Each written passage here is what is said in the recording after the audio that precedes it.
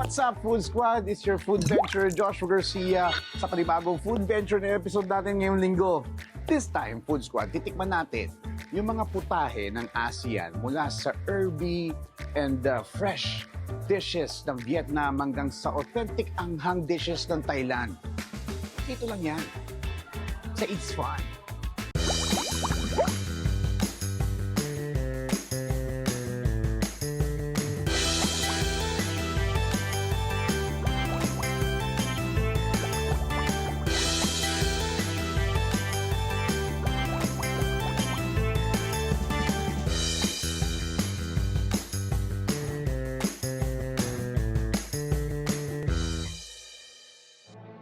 Ang ASEAN o Association of Southeast Asian Nations ay opisyal na nabuo noong August 8, 1967 nang lagdaan ng mga representative ng Pilipinas, Indonesia, Malaysia, Singapore at Thailand ang tinatawag na Bangkok Declaration.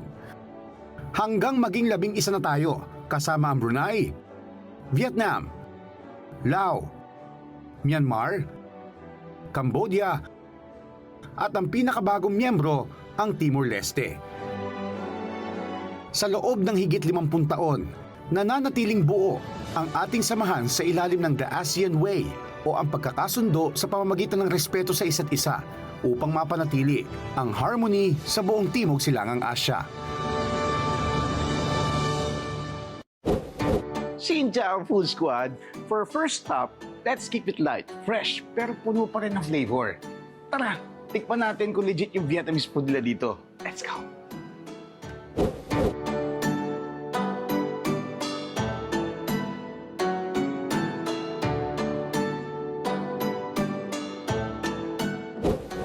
Food Squad, alam nyo ba na ang pagdami ng mga Vietnamese restaurant sa Pilipinas ay nagmula sa makasaysayang pagdating ng mga Vietnamese refugees o boat people sa Palawan noong 1970s.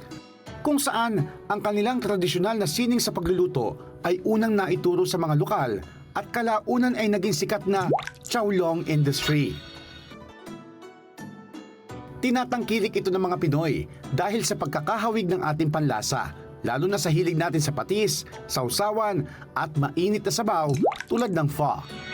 Nagbibigay din ito ng masustansyang alternatibo dahil sa paggamit ng sariwang gulay at herbs na swak sa healthy lifestyle na trend ngayon. Bukod sa masarap, ang mga pagkain gaya ng banh mi ay naging paboritong comfort food ng mga Pilipino dahil sa pagiging abot kaya at light nito sa tiyan pero busog sa lasa. Ito na nga, ako natin tikman itong mga nagsasarapan na pagkain sa harap natin. Makipagkwentuhan muna tayo kay Miss Angelica. Miss Angelica, thank you for having us here. Yes, ma'am, unang tanong, paano nyo sinisiguro na authentic yung Vietnamese? Cook po namin Vietnamese po talaga. Okay. Tapos po, dinadala po nila. Pag wala na po kami stock ng soup, wala na po talaga. Di na po kami nagpapa-order. So Food Squad, ingredients, condiments from Vietnam. Ano mo, para authentic, para 100% authentic. Ano yung mga recommend mo na pwedeng simulan dito as appetizer? The fresh. The fresh. Yes po. Ito ang fresh. Fresh pa sa akin to. Pwede ba itong ano? Sabayan mo ko dito. Tingnan mo naman, oh. Hindi lang yan basta binalot, Food Squad. Meron pang plating. Food Squad, tigisa tayo. Miss Angelica, tingnan natin. May dip bang kasama to? This one, the peanut sauce. Okay, peanut sauce. Ano meron din sa peanut sauce? Maliban sa peanut? Radish, carrot, tsaka po peanut. Tapos yung peanut sauce po, Vietnam dis gumawa niya. Okay. So, tikman natin, Food Squad. Tingnan muna. You first. Food Squad, fresh Vietnam spring roll.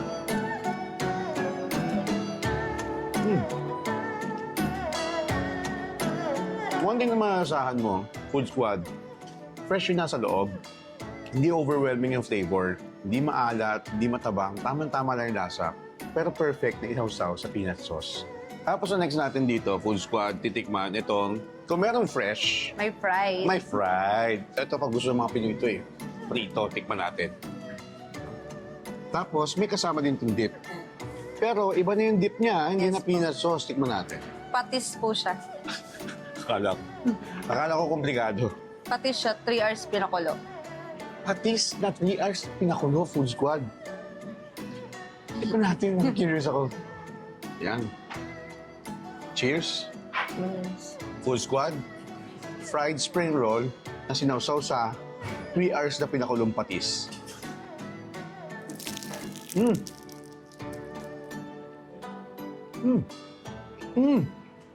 Nasaan patis? Joke lang.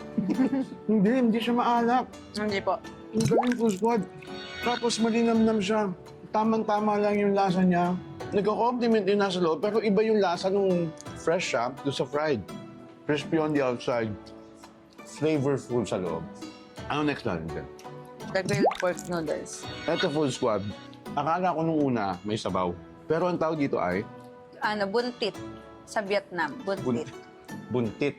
So, paano kinakain to? Kasi... I-mix nyo sa sir. Mm. Depende sa panlasa niyo. Okay. So, kukuha ako ng depende sa gusto kong kainin. Ito pork. Yes po, pork. Okay, yan. pork. Kuha tayo ng pork, Full Squad. Ito, cucumber. Cucumber, Cucumber na naman tayo, guys. Cucumber, radish and carrots. radish and carrots. Yan. Tapos, Lettuce. lettuce.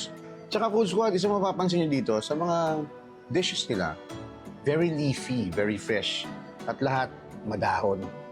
Good for the digestive system. Gusto mo yan? Maganda sa panunaw yung Full Squad.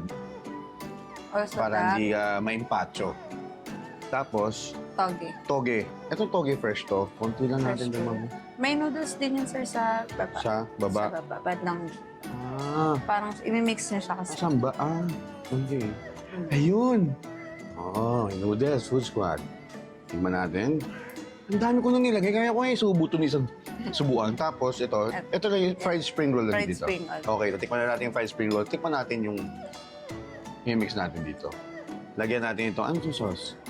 Same lang din yun. Pinakulong patis ng 3 oras. Tingnan natin yan. Isang kutsara lang. Na, goodbye, boy.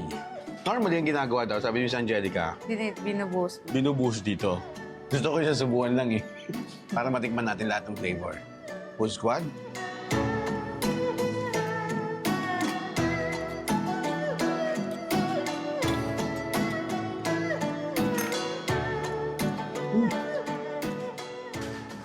Sarap!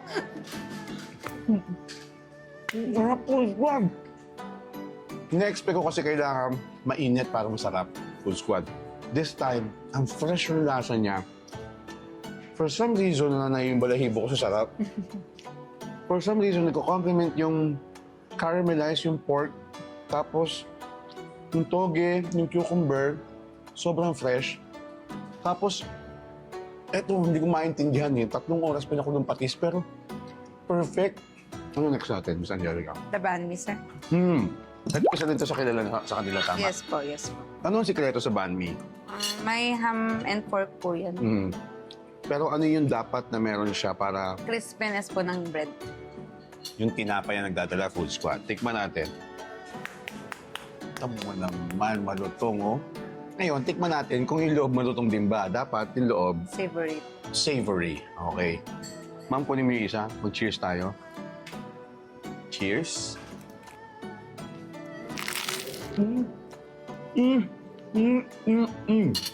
Sobrang sarap, Uzno.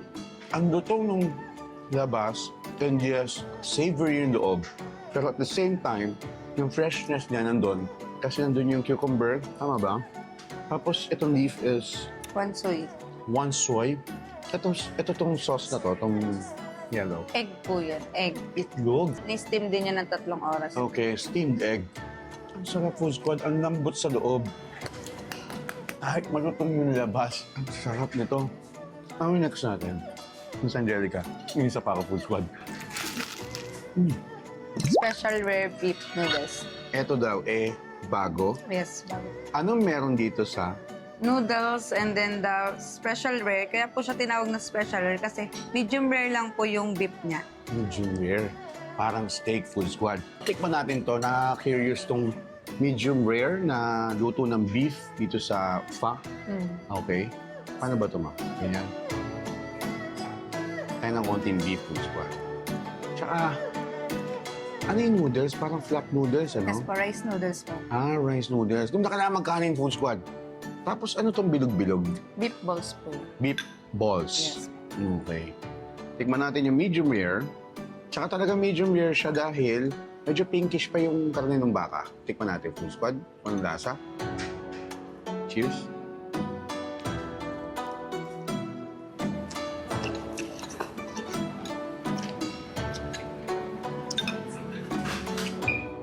Ang lambot, hindi masyadong maalat.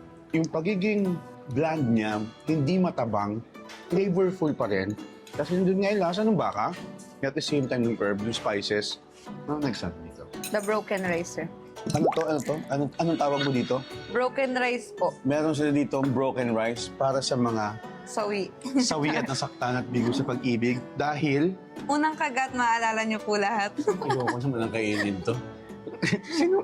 Sige, tingnan natin. Tingnan natin kung maaalala natin. So, ano meron dito sa broken rice? Pork chop, Pork chop. egg cake po, and then rice and the egg, tapos vegetable, usual po sa Vietnam marami. Okay. Food Squad, the broken rice with everything on it. Tikman natin.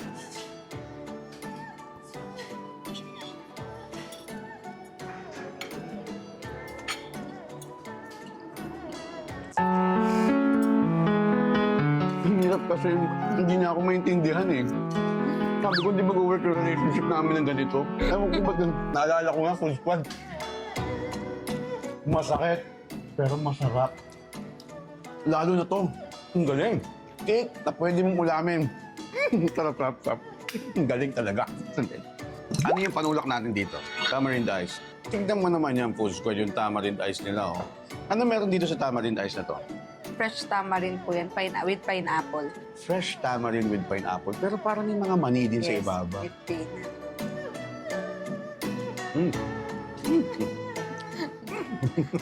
Ang asin.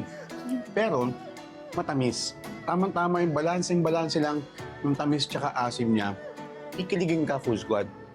At dahil merong real tamarind bits, nasang-lasa mo yung sampalok.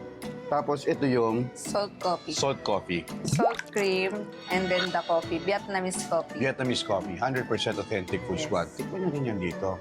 Tamang-tamang panulak dito sa mga nagsasarapan na pagkain.